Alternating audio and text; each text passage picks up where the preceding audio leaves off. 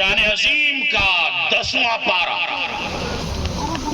سورہ توبہ، رب ارشاد فرماتا ہے والذین یکنزون الذھب والفضہ، کہ جو لوگ سونا چاندی روپیہ پیسہ جمع کرتے ہیں ولا ينفقونها فی سبیل اللہ، اور اسے اللہ کے راستے میں خرچہ نہیں کرتے یعنی زکوٰۃ ادا نہیں کرتے، تو قرآن کہتا ہے فَبَشِّرْهُمْ بِعَذَابٍ أَلِيمٍ، ایسے لوگوں کو دردناک عذاب کی خوشخبری دے دیجئے۔ کیسا دردناک عذاب؟ اسی قرآن کی اگلی آیت میں رب نے ارشاد فرمایا کہ جو بندہ سونا چاندی روپیہ پیسہ جمع کیا اور زکوٰۃ ادا نہیں کیا، اس کا ہوگا کیا کہ یہی روپیے پیسے سونے چاندی کل میدان محشر میں انہی مالوں کو جہنم کی آگ میں تپا تپا کر اس مالدار کی پیشانی پر داغ مارا جائے گا، پیشانی کو داغا جائے گا، دونوں پہلوؤں کو، جس کو ہم لوگ ہاتھ بولتے ہیں، یہ سب اس کو داغا جائے گا اور اس کی پیٹھ کو داغا جائے گا۔ یہ قرآن کا بیان ہے، قرآن کا ترجمہ، قرآن کا مفہوم۔ صحیح بخاری شریف کی حدیث سنی، میرے نبی نے فرمایا کہ جو لوگ صاحب نصاب ہو کر زکوٰۃ ادا نہیں کرتے، یہی مال کل محشر کے میدان میں ایک خطرناک اور زہریلا سانپ بن جائے گا، اور وہی سانپ انسان کے بدن میں لپٹ جائے گا، وہ کاٹے گا، ڈسے گا، بدن میں زہر پھیل جائے گا، یہ چلائے گا، چیخے گا اور پوچھے گا کہ تو ہے کون، ہمیں تکلیف کیوں دے رہا ہے؟ تو اس وقت وہ سانپ بولے گا کہ آپ نے مجھے پہچانا نہیں، میں آپ کے دنیا کی وہی دولت، وہی روپیہ پیسہ سونا چاندی ہوں جس کی آپ زکوٰۃ نہیں ادا کرتے تھے، اللہ نے آج اسی مال کو سانپ کی شکل میں تمہارے عذاب کے لیے ہمیں مسلط کر دیا ہے۔ جی حق ہے۔ حضرات محترم، زکوٰۃ کس پر واجب ہے یہ مسئلہ کلیئر کٹ سن لیجئے۔ ہر آدمی پر زکوٰۃ نہیں ہے، جو صاحب نصاب ہیں اس پر زکوٰۃ۔ پھر صاحب نصاب کس کو کہتے ہیں؟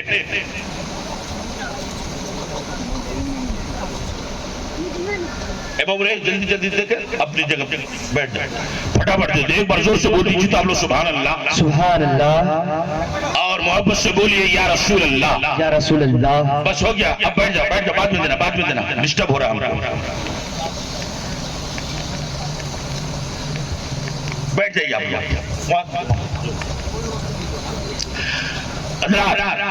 جو صاحب نصاب ہے اس پر زکوٰۃ فرض۔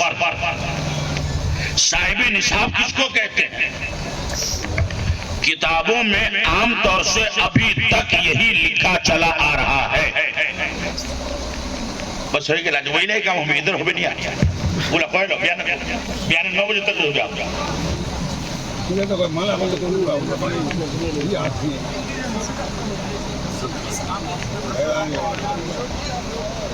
تھوڑی دیر کے لیے بیٹھ جائیے، بیٹھ جائیے، ادھر ہی بیٹھ جائیے۔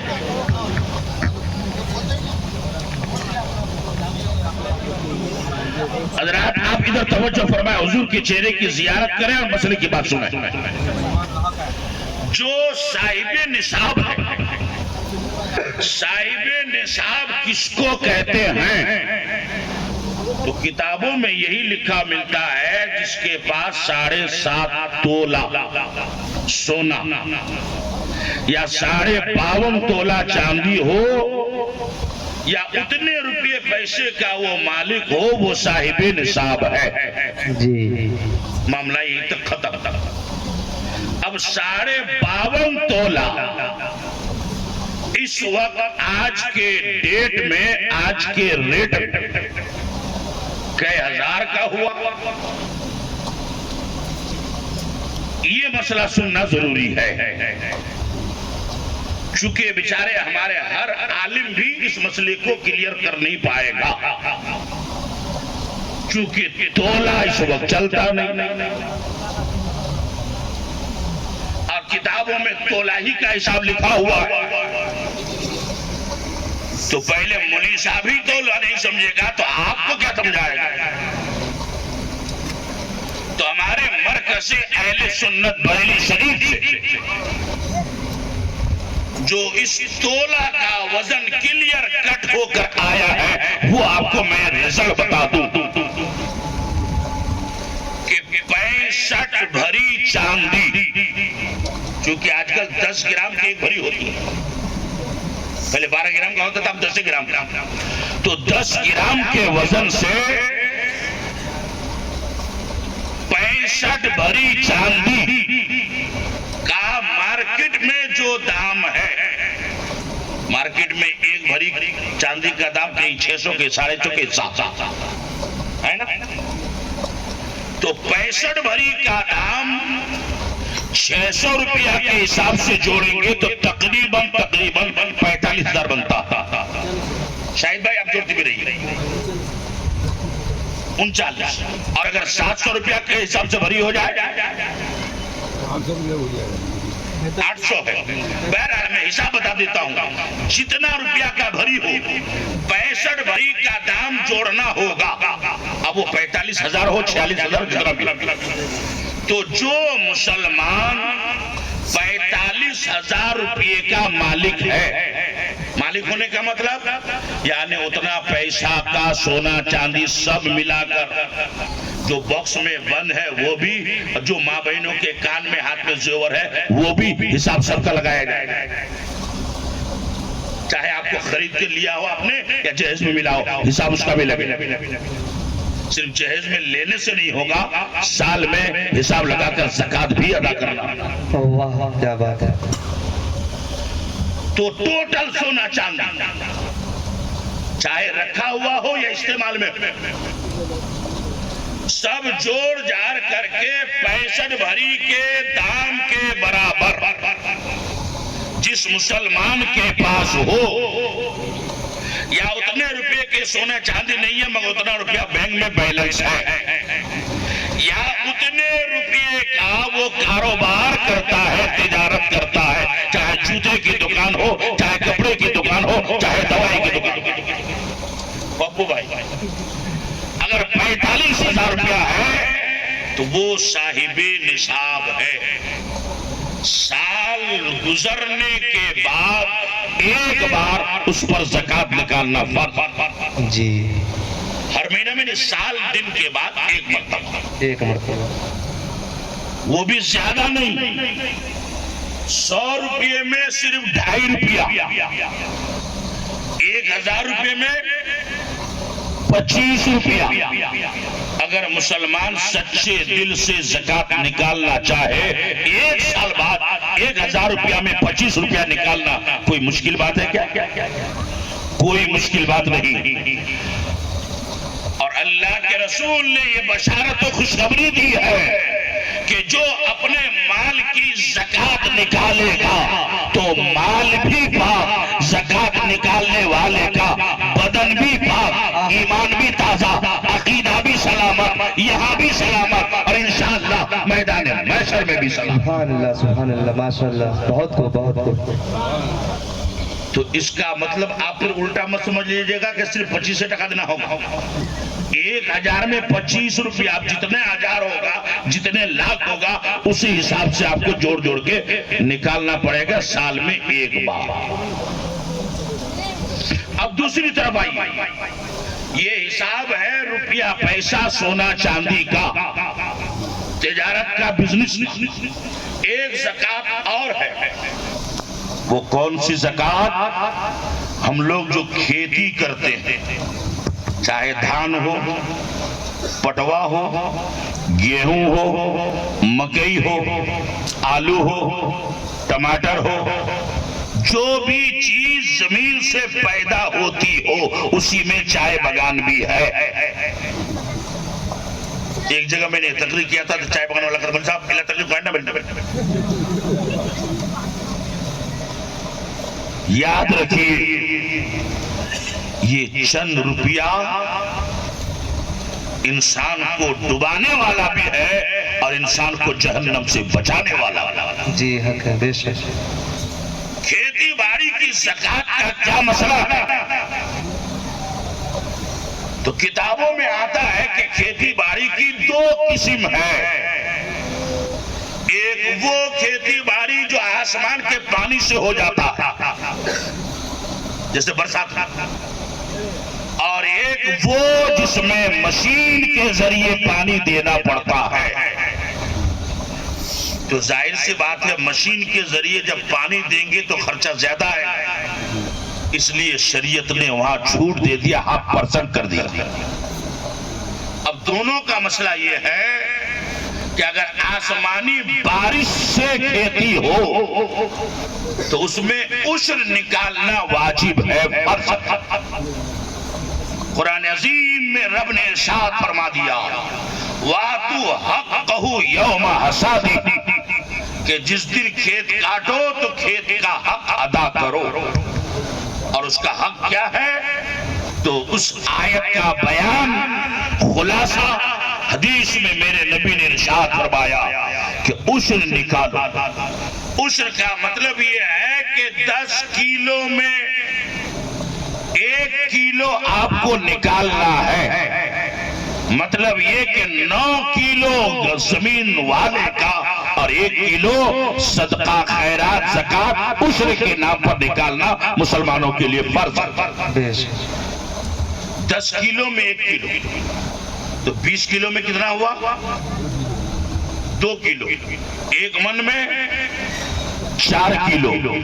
یہ اگر آسمانی بارش سے کھیتی ہو جائے تو، اور اگر مشین کے پانی سے کھیتی کیا جائے تو اب 10 نہیں 10 کا آدھا، یعنی 10 کیلو میں آپ کو 1 کیلو نہیں نکالنا ہے بلکہ آدھا کیلو نکالنا ہے۔